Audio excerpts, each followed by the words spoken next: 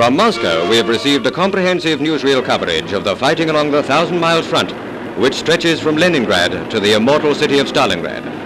We start in the northern sector, around the besieged city, which for over 15 months has withstood every assault. Across a shell-torn battle area there comes a runner with an order to smash certain German fortifications. The commander's headquarters is located in a train. In a compartment crowded with maps sit Red Army officers ready at a moment's notice to bring a concentrated fire from an armored train to bear on the enemy. The position indicated in the order is plotted and studied in relation to their present location.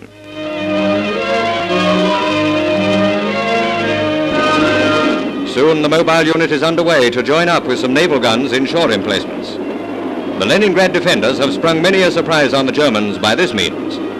Control of the railway line is essential for such unexpected bombardments.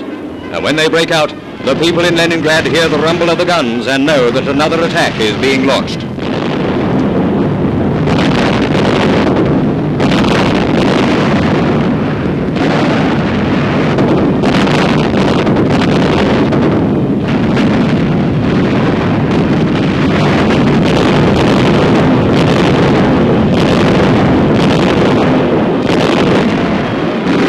This is all that remains of the German point of resistance after the firing has ceased. Soviet troops scour the shattered enemy fortifications in search of prisoners, looking for survivors who may be hiding in trenches or dugouts, peering for those who befoul their country.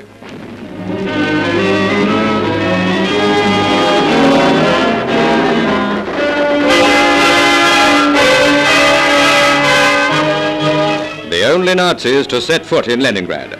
A sluggish stream of dejected Germans winding through the city they were sent to conquer.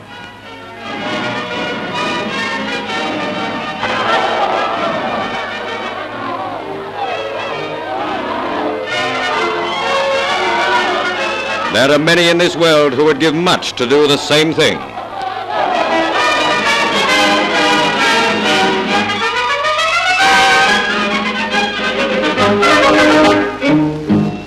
We travel down now to the Kalinin and Central fronts, centering our attention around the Rzhev-Vyasma sector. It was here that the Russian High Command, in a special communique over Moscow radio, announced that Soviet forces had passed over to the offensive. A full-scale operation which employed tank-borne shock troops and massed artillery. A furious assault which broke upon the Nazis and swiftly endangered the German positions. The battle-axe nation arose in newfound might, flinging tremendous weight in a vast, multiple-thrust plan of penetration.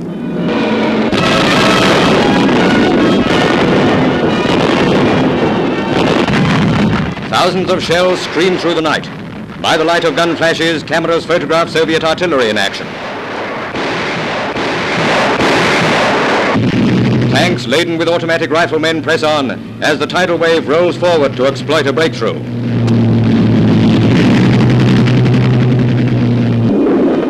"I cannot get away from destiny," said Adolf Hitler recently. "It haunts me day and night."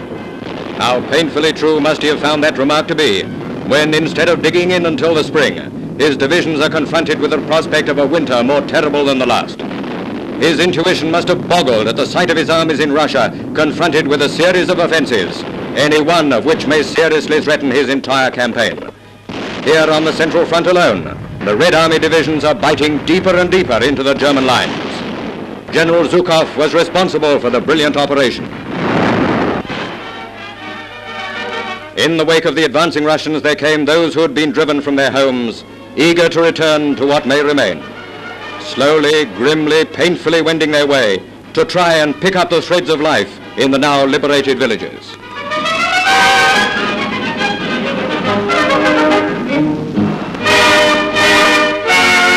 Here are but a few of the 600 inhabited localities from which the Germans were driven in the first few days of the offensive. Gorodishka begins to live again. Its inhabitants have been living in the woods. Cominover suffered a terrible ordeal. Fiercely does the determination to exact a terrible vengeance on the Nazis burn in the hearts of every citizen in the Union. No Red Army man will be content until the Soviet forces break across the western frontiers of Germany itself. This was once a thriving town at the source of the Volga, where hideous atrocities were perpetrated by the Germans. Evidence of their occupation. And evidence of their exit 45,000 Germans were killed around here alone. Captured booty ran into big figures. On every section of the front, huge quantities of equipment began to pile up.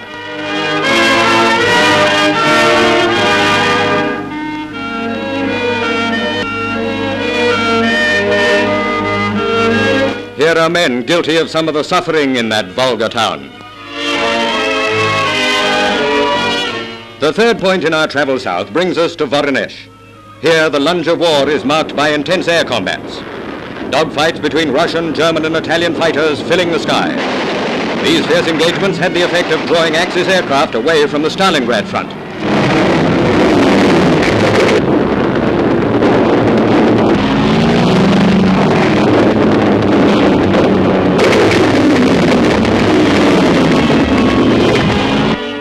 The principal aim of the Varnish offensive was to relieve the pressure on Stalingrad. Here again, it was a 4-point drive, preceded by intense artillery fire, followed by armored penetrations into the vulnerable spots. These Hungarians deserted and crossed over to the Russian lines. The closing account of Russia's multiple breakthrough brings us to the war-torn battlefields southwest of Stalingrad. After months of unceasing warfare, the heroic defenders were at last relieved. The troops under General Chaikov, who was responsible for repelling the main German assault, had fought the greatest battle of the war. 100 German divisions had during that time been flung against them, but they held. They had whipped the cream of the scum.